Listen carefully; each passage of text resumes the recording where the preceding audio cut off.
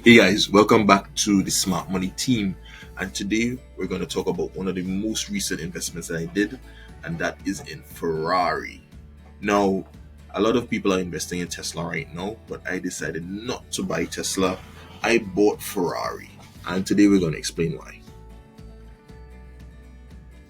So, Tesla is definitely a hot topic at the moment, and a lot of people are jumping into Tesla stock with all that is going on with Elon Musk. But I decided to go another route and bought another car company, and that is Ferrari. Now, a lot of people thought that I actually bought a Ferrari, but I definitely don't have that money right now. And even if I had that money, I'm more of a Lamborghini fan than a Ferrari fan, right? So maybe a Lamborghini Urus is in my future, but we'll see about that. But Ferrari has some really compelling features as a company and as a stock that I think will make it a very good investment, um, despite the challenges that we're seeing in terms of inflation and despite the challenges we see with the global slowdown. And so we're going to dive into that company a bit. So, not that this is anything new to anyone, but Ferrari is easily one of the most recognizable brands in the world. And I can't underscore or overstate, sorry, how important it is to have a recognizable brand in the luxury field. Now, in a previous video, I spoke about the challenges that some companies are going to face given the economic slowdown that we're going through and the rise in inflation. However, there are certain types of companies that can weather the storm better than others and may even do better in a bad economic environment. And I think that Ferrari is one of those companies. One is that the economic model behind Ferrari is that its scarcity drives more demand, and that is sort of unusual. So, the idea behind luxury goods like Ferrari, take a simple race, is that the honestly, it's kind of funny that the more difficult it is to get a Ferrari, in terms of cost, in terms of the exclusivity, is what makes it desirable to people who want to drive this luxury Italian brand.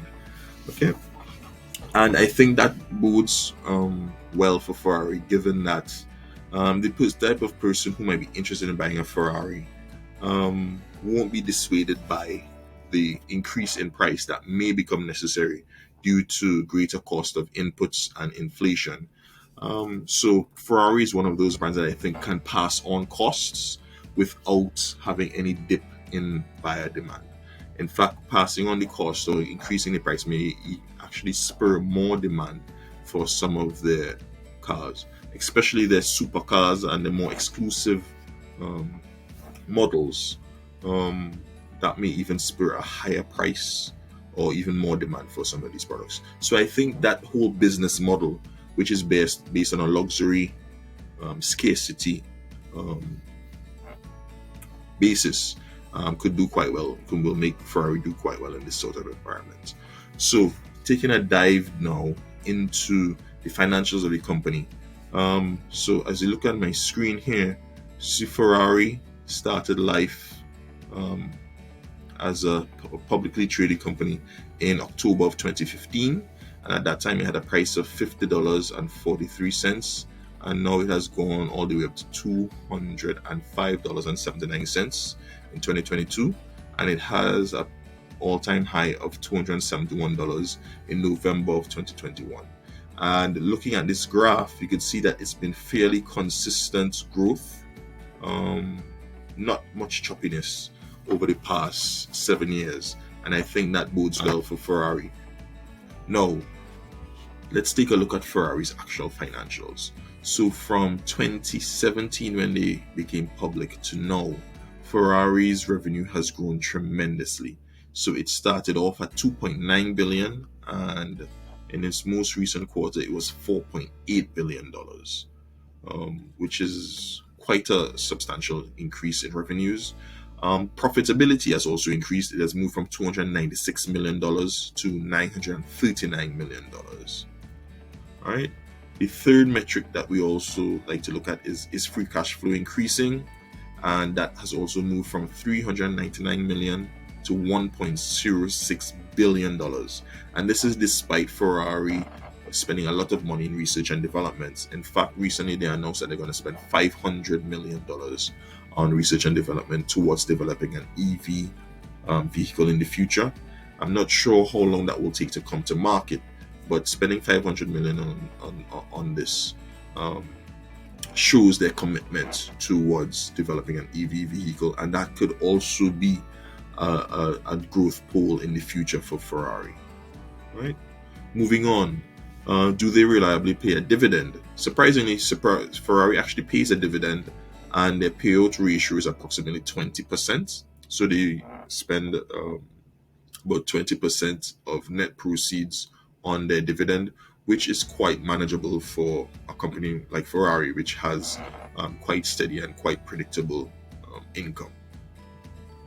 Right. The next question is, how good is the economic moat? And I would say that Ferrari probably has the most enduring and deepest economic moat in the car industry from a brand standpoint.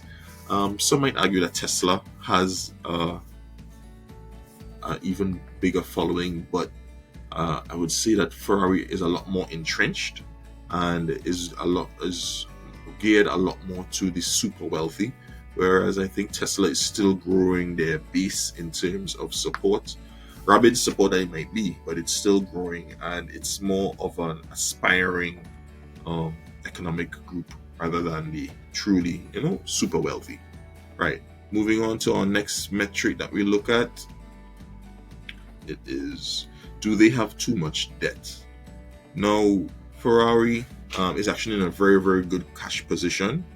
They're not over leveraged. Their current ratio is above 3, which means they have about 3 times as much money on hand to pay short-term debts as they actually required.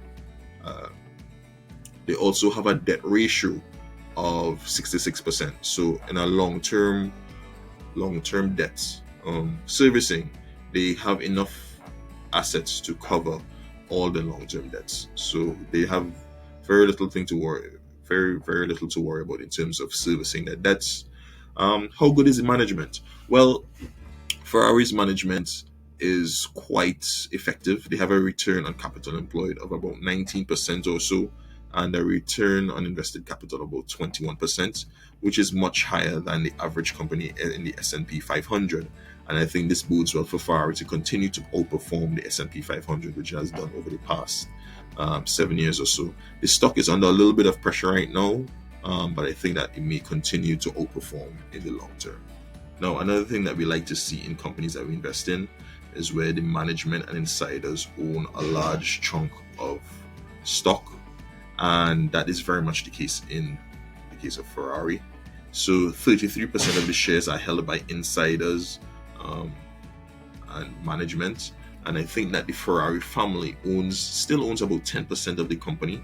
And so because the family is would be so motivated to maintain the goodwill and to maintain brand Ferrari, I don't think that they'll be incentivized to do anything or allow anyone to do anything to harm the brand or the name Ferrari.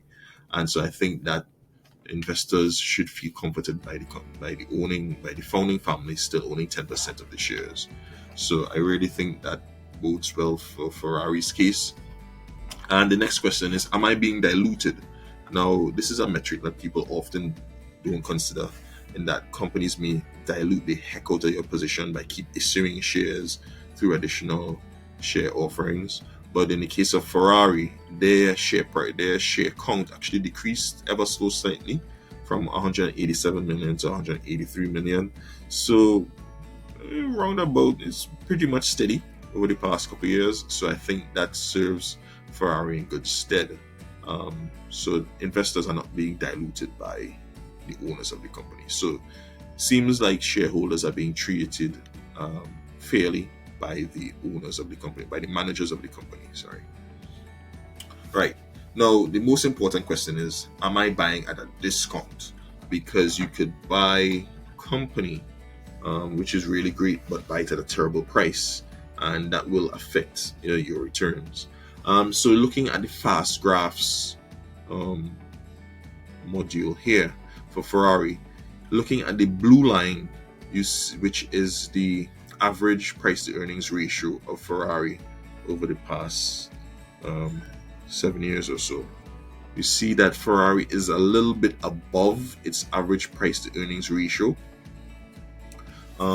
It has come down quite a bit since the run up after the COVID lockdowns, but it's still a little bit above the price to earnings ratio, the average price to earnings ratio. What I would say though is that most value investors, I guess myself in the past included, are very much tied to the idea of buying only low PE stocks. But I'm coming around to the idea of buying companies with much higher price to earnings ratios in the event that it is truly a world class company. And I think that Ferrari just about fits the bill as a truly world class company. Like I said, their brand is extremely powerful among car aficionados and car enthusiasts.